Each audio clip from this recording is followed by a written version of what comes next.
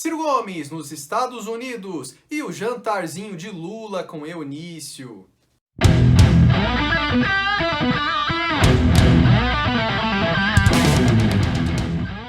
Fala, galera da Ciro Progressista.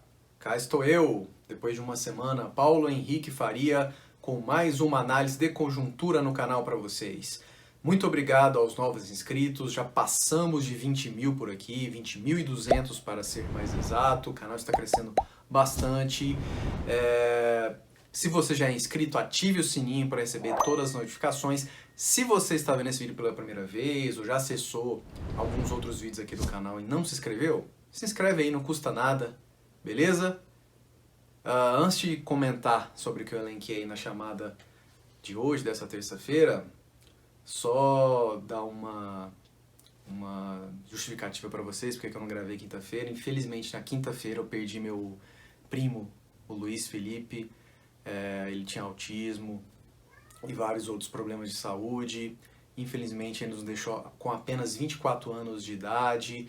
Ele que era um cara muito inteligente, muito ligado à política, ao futebol. Eu citei, inclusive, ele na nossa última live com convidados.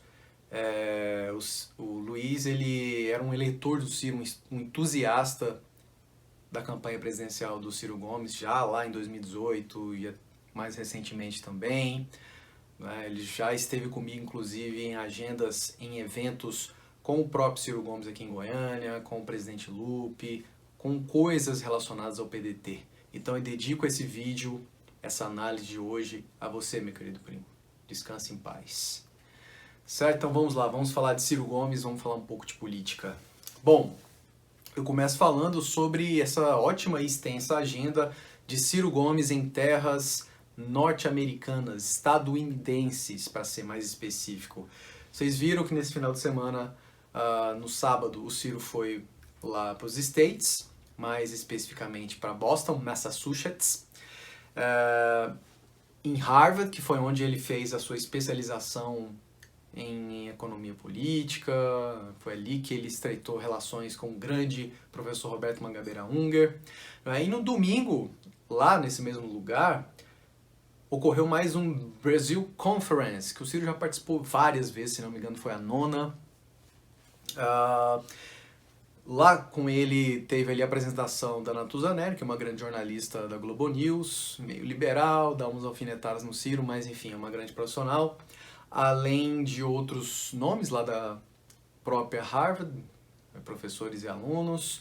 E, claro, o grande Antônio Tabet, do My News, do Porta dos Fundos, e a economista, tem muita qualificação, a Laura Carvalho. Bom, então vamos lá, vou fazer uma breve análise sobre essa participação do Ciro. Foi muito boa, ele mostrou firmeza, como sempre, mas também altas doses de humor, como sempre ele faz.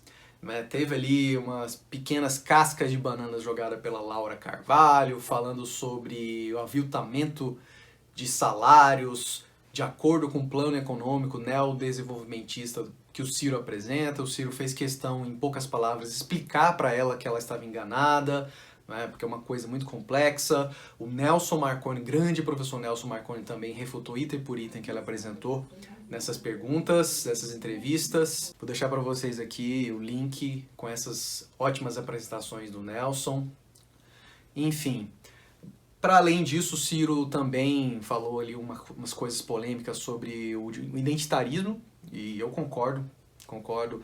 Acho que o Brasil perde muito tempo com coisas desnecessárias, e ele citou lá o exemplo da Márcia Tiburi, que gosta de falar apologia do assalto, do ânus, a importância do ânus. Todo mundo sabe que o Brasil é um país, infelizmente, a sua sociedade, a sua maioria, é conservadora. Se você ficar só nesse assuntinho, você simplesmente vai jogar o jogo do bolsonarismo, do reacionarismo. Então a gente tem que trazer o campo para a racionalidade, que foi o que Ciro exatamente falou lá nessa boa sabatina, essa boa palestra, que era chamado o quê? A gente tem que discutir como melhorar a economia do Brasil, como gerar mais empregos, como fazer com que a educação também cresça, que foi até uma pergunta pertinente lá de um dos convidados de Harvard. Porque se a gente ficar nesse papo, nessa guerra híbrida, que o próprio Ciro também citou lá nessa exposição, o Bolsonaro vai crescer, o Bolsonaro vai continuar relevante e vai vir com força para chegar ao segundo turno e vencer as eleições. A arrogância do Lula e dos seus fanáticos apoiadores, ela é muito grande, a ponto de deixar esse canalha, esse fascista do Bolsonaro, muito forte. A gente tem que lutar para trazer o debate para aquilo que importa, fazer com que o Ciro cresça e vá para o segundo turno. Parece que o lulismo, o petismo e seus puxadinhos, eles não admitem isso. Não admitem isso. Mas, inclusive foi uma outra bola fora da Laura Carvalho. Eu gosto dela, eu li o livro dela, o mais recente, o Curto Circuito, já até indiquei aqui para vocês no ano passado. A gente não pode também cancelá-la. Não. A gente sabe que ela tem a preferência do PSOL e do próprio Lula, mas tem que ter diálogo. A gente não pode cometer esses erros tanto do bolsonarismo quanto do lulismo, de querer sair cancelando as pessoas porque discordam de um ou outro ponto da gente. Né? Mas a gente tem sim que rebater com alguma firmeza quando vem com alguma casca de banana, alguma pobreza intelectual ou distorção do que se apresenta como projeto. Não é? E foi isso que o Ciro fez respeitosamente, até convidou lá ao vivo para participar de uma Ciro Games, ela falou depois no Twitter que aceita, enfim. Foi interessante, acho que as levantadas de bola do Tebet também foi pertinente sobre o temperamento, aí o Ciro explicou um pouco mais sobre isso, que ele não vai deixar de ser o que ele sempre foi, um cara enérgico, um cara corajoso e que é competente. Como ele gosta sempre de falar, o adversário, quando não acha um defeito daquele seu concorrente, eles inventam. É exatamente isso que fazem com o Ciro Gomes. E ele fez questão de falar que ele não vai ser como o Lula, o Lulinha Paz e Amor. Ele vai continuar sendo o que ele sempre foi. Porque é um cara convicto, um cara coerente. Tal qual foi o grande Leonel Brizola, para ficar só nesse exemplo. Mas foi bem interessante, foi muito rápido, foi só 1 hora, mas parece que foi muito mais. Jogamos alguns trechos aqui para vocês. O Ciro detonou a bobagem do Lula de querer defender aborto depois de voltar atrás. Isso é dar arma pro inimigo, é tudo que o Bolsonaro quer. Então a gente tem que ir direto ao assunto, direto ao que importa. Ainda nessa agenda boa lá do Ciro nos States, nos Estados Unidos da América, ontem, mais pro final da tarde, ele deu uma boa entrevista ao pessoal do Atlantic Council. O pessoal brasileiro que mora lá nos Estados Unidos, relacionado a investidores de lá, com relações, obviamente, com o Brasil, dos Estados Unidos com o Brasil. Foi uma entrevista rápida de pouco mais de 40 minutos. O Ciro respondeu sobre o seu plano para o Brasil, plano econômico, sobre a relação com os Estados Unidos, a relação internacional como um todo. Me chamou muita atenção aquela parte final que ele explicou como vem se desenhando essas alianças políticas com a União Brasil, até mesmo com o PSD. Ele reafirmou que só vai escolher seu vice em julho, né? E para isso, para conquistar um ótimo nome como vice e o apoio desses partidos de centro-direita e o que sobrar é de centro-esquerda, ele tem que se mostrar cada vez mais viável até o meio do ano, até junho. Obviamente também ele falou sobre os seus feitos no Ceará, sobretudo no que tange educação. Tem 2 trechos muito interessantes que jogamos por aqui ontem e hoje, vou deixar para vocês no post fixado. Enfim, foi bacana essa entrevista. O Ciro tem se apresentado bem para esses eleitores que moram lá fora, não é? E isso é importante. Não é? E com certeza, na semana que vem, ele vai intensificar as agendas aqui no Brasil.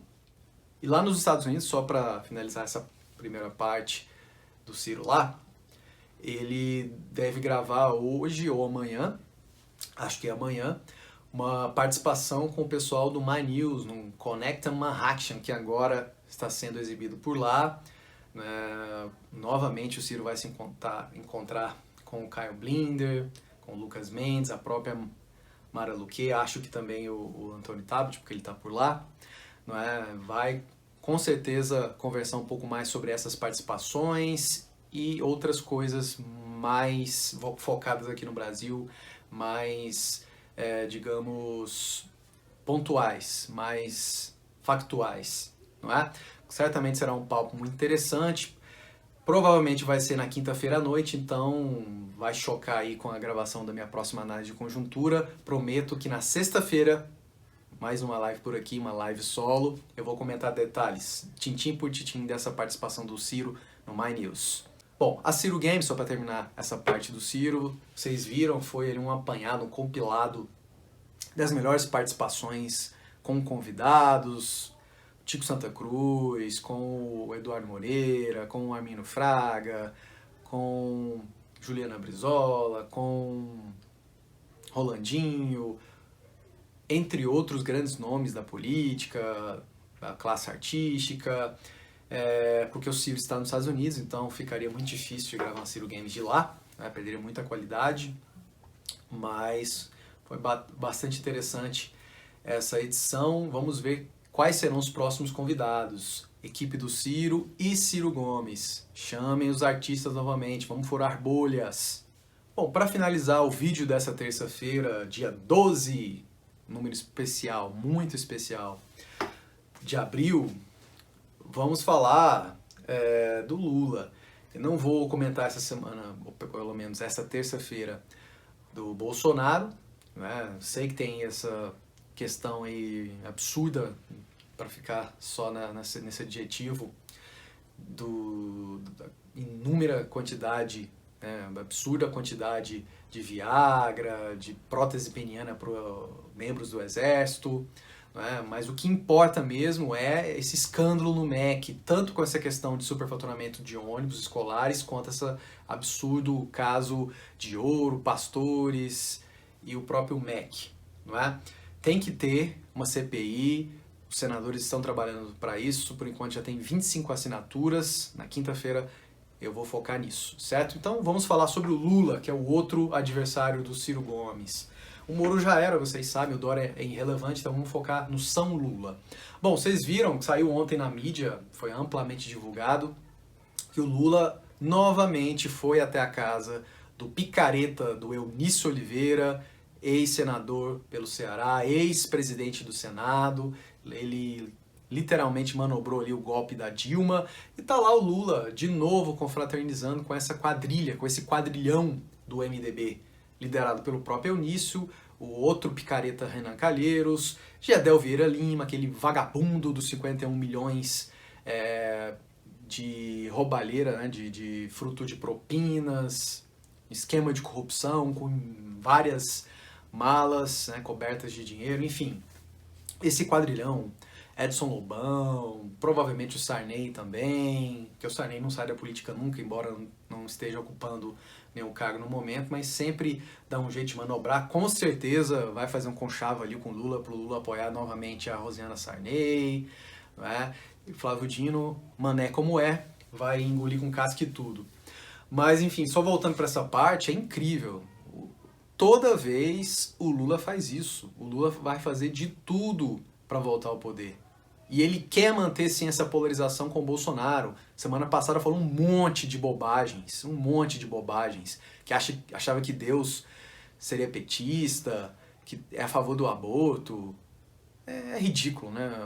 Parece até que o Lula tá ficando senil. Eu não gosto de falar isso, mas é o que parece. Mas assim, o que fica claro para mim pelo menos é que o Lula vai fazer de tudo, vai fazer todo tipo de conchave, inclusive colocando um ex-tucano notório na sua vista, que é o Alckmin, e fechando de novo com o quadrilhão do MDB. E parece que o MDB vai de novo embarcar nessa, porque sabe que é muito vantajoso. Estão querendo tirar a Simone Tebet da disputa para apoiar de corpo e alma o senhor Luiz Inácio Lula da Silva. É isso, gente. Vamos ter aí de novo o PT e o MDB dando as cartas no governo, no vindouro possível governo do Lula. Vocês querem repetir esse filme mesmo? Já acabou em tragédia. Tudo isso nos pariu o golpeachment lá do Temer em 2016 e descambou nesse governo ruinoso e fascista do Jair Bolsonaro. Cada vez fica mais claro para mim que o Lula faz muito mal à nossa política. Tudo bem, ele é democrata, não é a mesma coisa do Bolsonaro? Com certeza não. Mas nessa parte de conchavos e de alianças com o Centrão, com corruptos e companhia, eles são muito parecidos sim. Né? Então a gente tem que mostrar sim essas contradições e apresentar o Ciro Gomes como de fato a única via para romper essa terrível polarização no Brasil.